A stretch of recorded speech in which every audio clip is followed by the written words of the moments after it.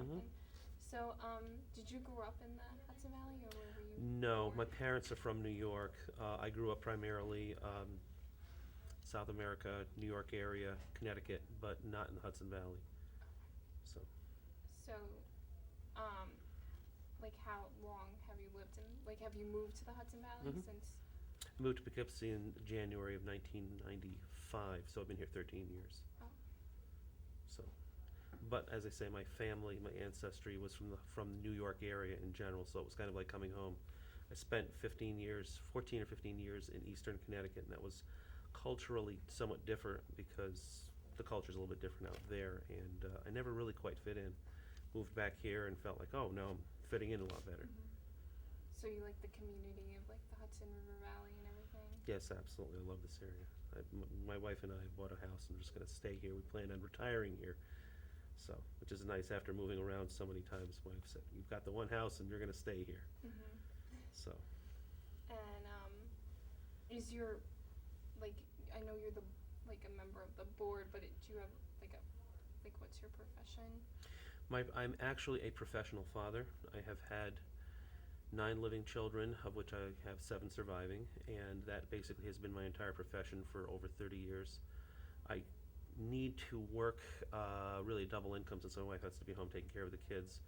And currently, for the last actually 20 years, I've been working as on and off as a computer professional, which pays me extremely well.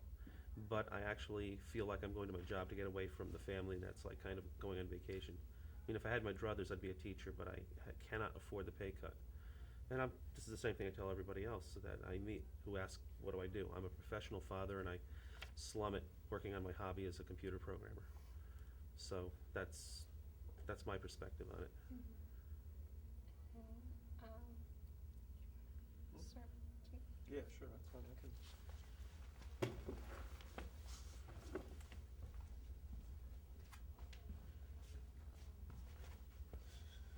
All right, so we got some of the general biographical stuff out of the way, I guess.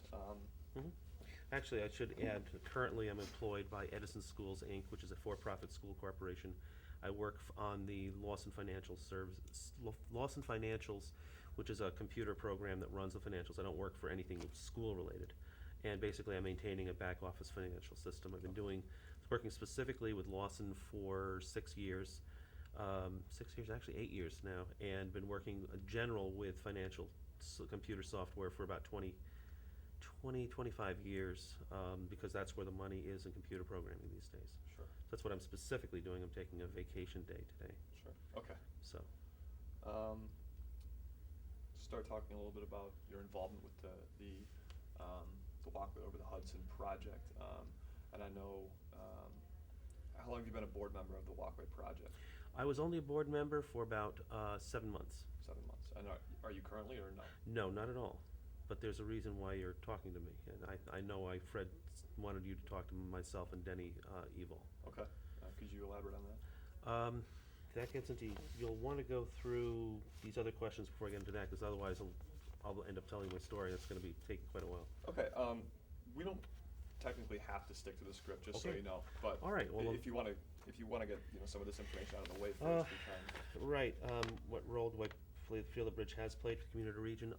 I learned about the bridge because after I moved here to the Hudson Valley in '95, I'd always been interested in model trains. Had played with a HO model railroad set when I was a kid.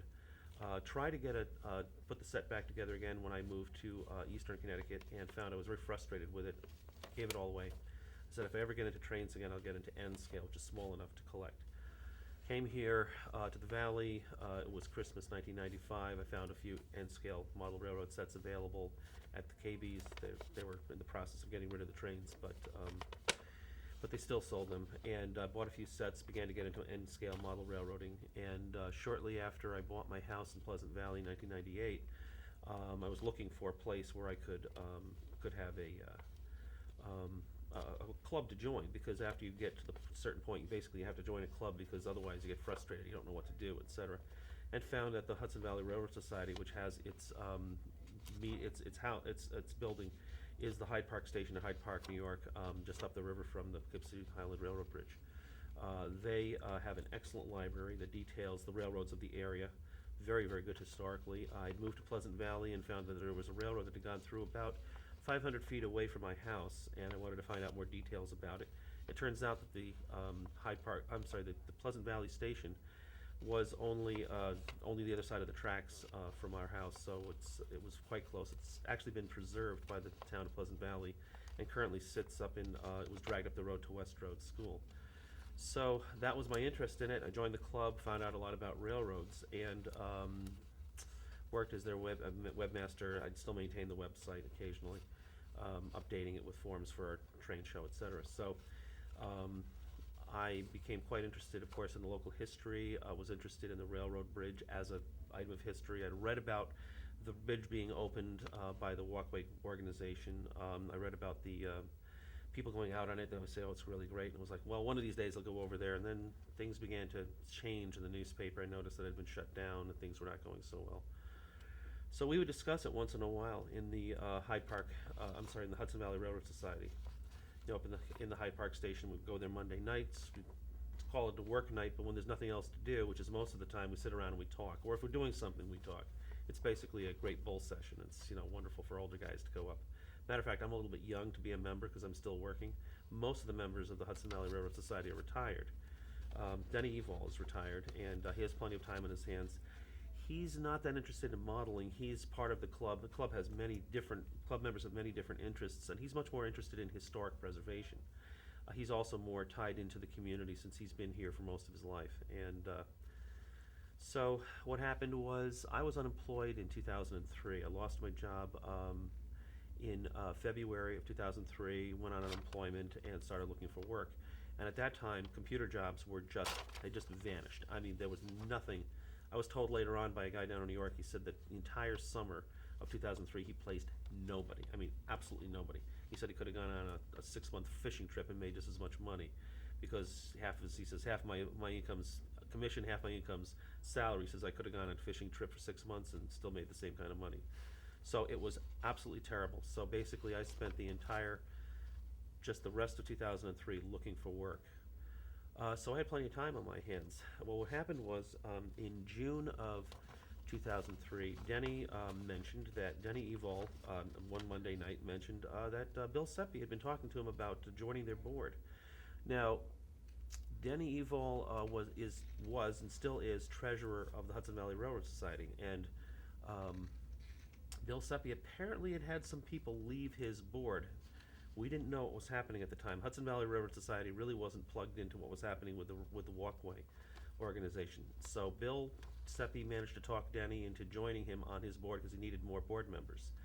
And then talking with, as Denny and Bill Seppi talked a bit, they talked about Bill needed a treasurer. Would I join and be their treasurer? So which I said, hey, I don't have anything else to do, and I need to have some experience with financial software. So I might as well keep myself busy and join the Walkway. And asked Bill if it would be okay if I joined. And matter of fact, I have pictures. These are just a few of the pictures that are on the disc. You guys can look at it later, of our trip that we took. I think the date seems to be June 29th of 2003. We went out on the bridge, did a complete bridge inspection out to the observation platform. I see Denny's wife, I can't remember her name again. But anyways, Denny Evall's wife and another member of the board, Bill Seppi, is right there. And we took a look at the bridge. He showed it to us. Very proud to show off his bridge and his accomplishments. Here's the building that he refused to allow the town of Highland to inspect. That caused them to shut off his end of the bridge.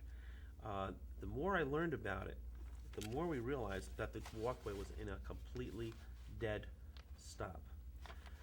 The people who had been helping Bill for the most part had all of them left, just simply dropped off. As far as we could, from Bill's perspective, had simply disappeared.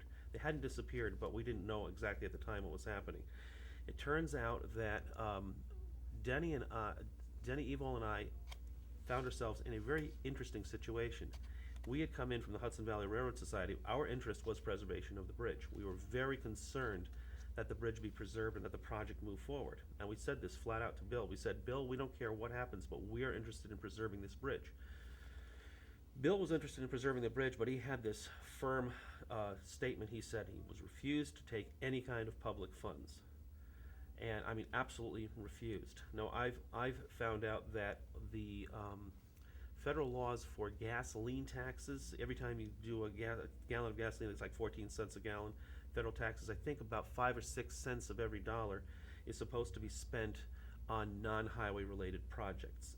Railroad preservation being one of them. So there's millions and millions and millions of dollars that have been siphoned off from our own gasoline taxes that are just sitting there waiting to be spent on projects like the Walkway.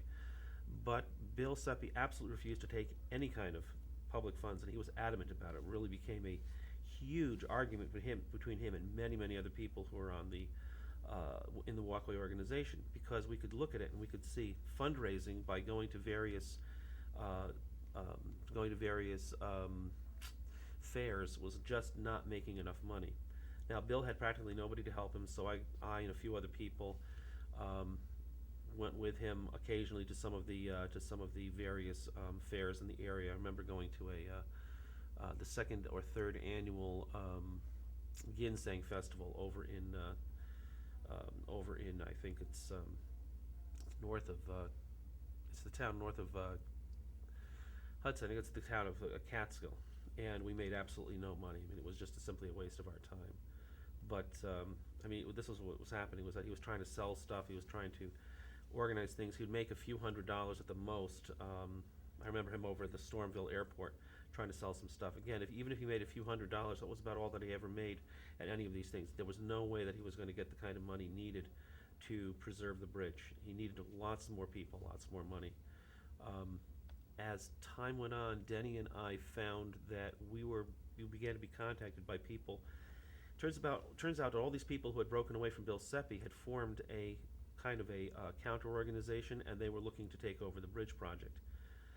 Bill Seppi was absolutely dead set against it, because he called these people, when he would use words that couldn't be, that were printable, he'd basically say that these were the people who wanted to accept public funds. And technically he was right. Denny and I refused to say whether Bill was right or whether these people are right. We said, we want to see this project move forward.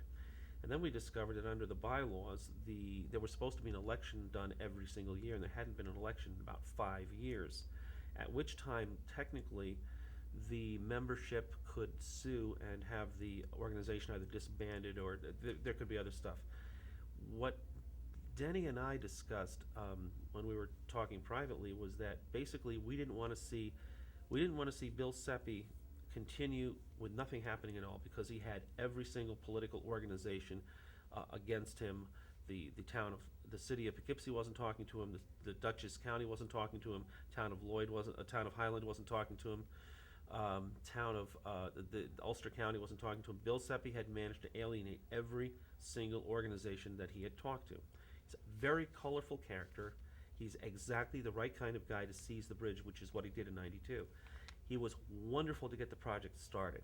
What he was terrible at was getting involved, was switching gears and getting involved in bureaucratic manipulations that you have to do in order to get the bridge project going. And what it needed, now that he had seized the bridge, he had the title, he had everything ready to go, now what he needed to do was to switch gears and start cooperating with all of the politicians in the area.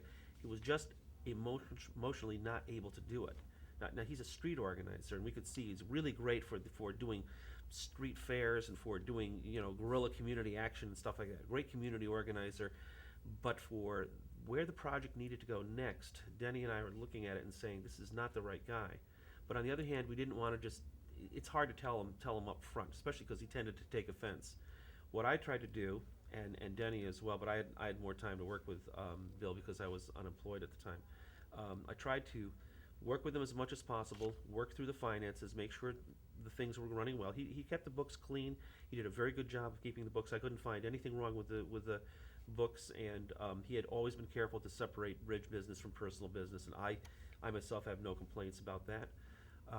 What he wanted to do was to just continue without having an election. And we said, let's have an election, and he was dead set against it. There were times when we were afraid that we had to keep the parties separated, because if we didn't, there was going to be a fist fight.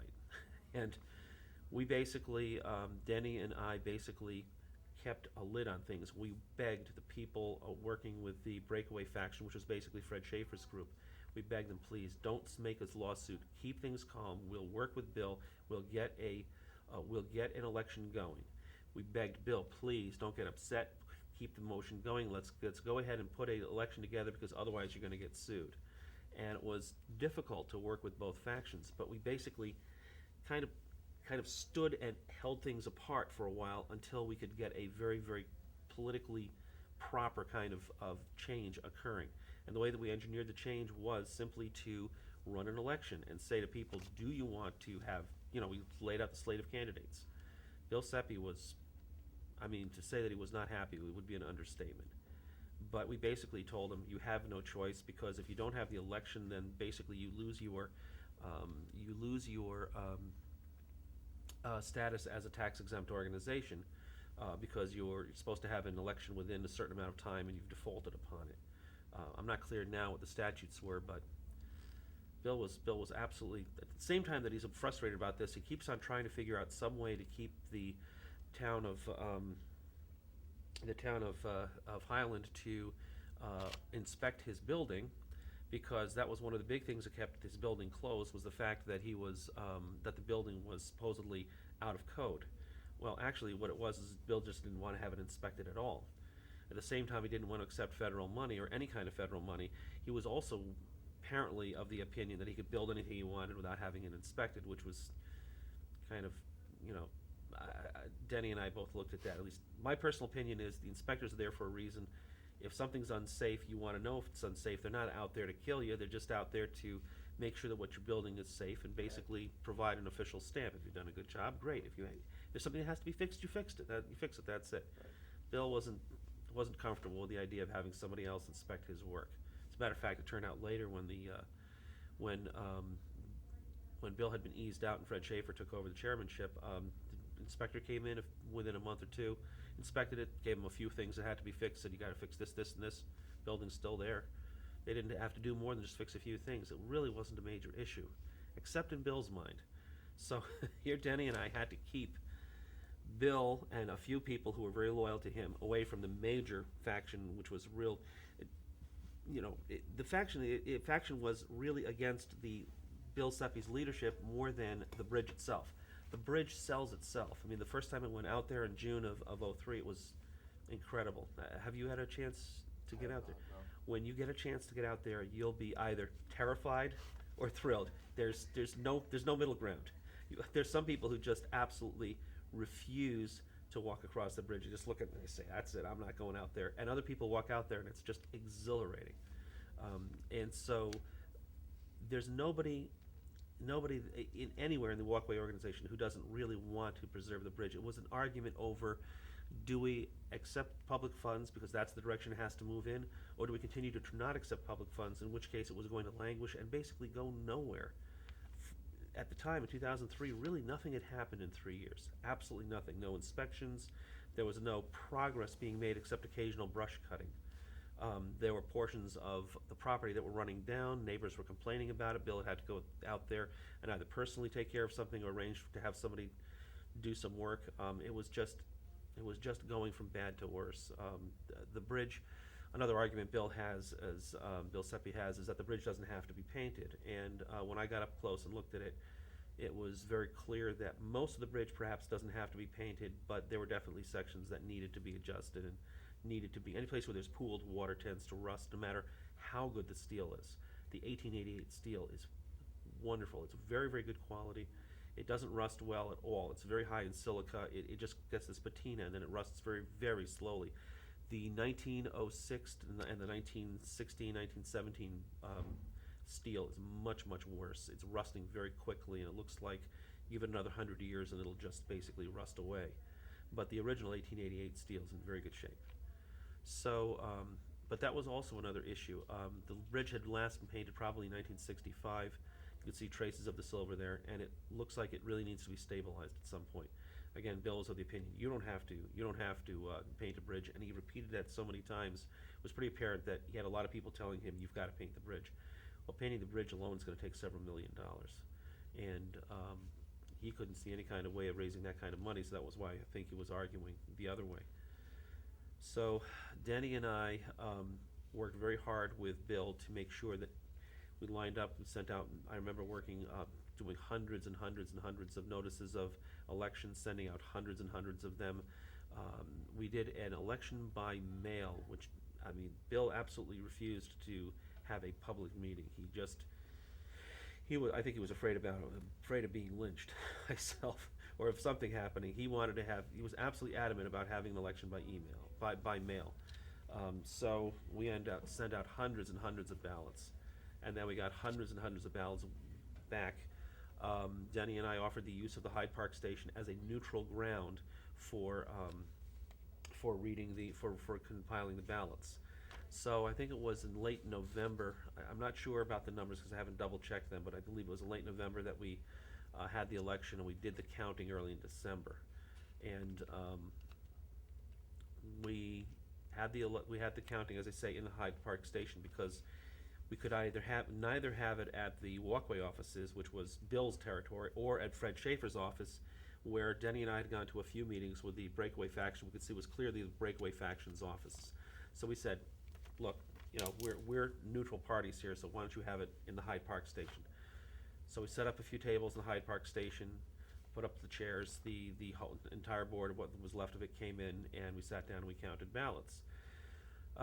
Denny was not elected officially. I think that I was, as far as that. I think I squeaked through on one of the ballots, and Denny was not. Denny was thrilled about getting off the board. He said, "This is a lot of trouble. I was just doing it as a favor to Bill. I didn't realize how bad it was going to be. I'm happy to be out of here." And I continued as the treasurer for a while. I was in the process of getting a job in Massachusetts. I actually was out on the bridge with another worker working on the Christmas tree lights, which we said couldn't get going. But I was actually out on the bridge. It was either the Christmas tree lights or the flag, or both. We were out there as I was taking cell phone calls from a recruiter up in Massachusetts to line up a job that I was going to take up in Massachusetts. So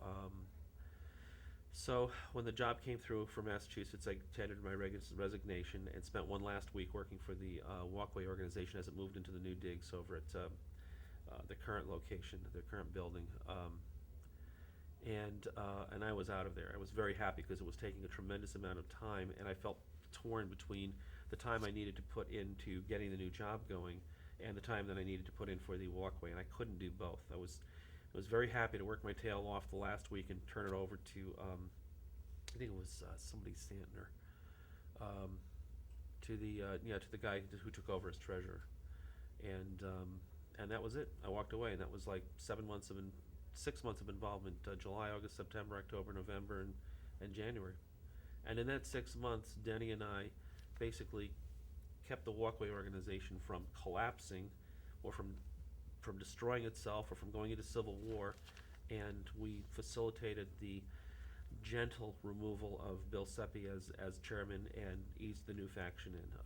We gave a really nice testimonial dinner in January for Bill Seppi, and a lot of people showed up and talked about how wonderful he was. And really, up until that time, I hadn't realized how important he had been to the bridge. I just thought, oh, well, here's this annoying guy who's pissed off everybody all across the Hudson Valley. But what he had done was really remarkable. He had gone in and he had squatted on that bridge and seized it for preservation. Because up until then, Conrail had done its best to get rid of the bridge, and there was the guy in Pennsylvania who had bought it for $1, and Bill's people had to track him down and chased him halfway across the East Coast to finally get hold of the guy and harassed him until he finally gave them the deed for the property. And he told me these stories about the history of the bridge that were just wonderful. And he now had the deed to the bridge, and so what he had done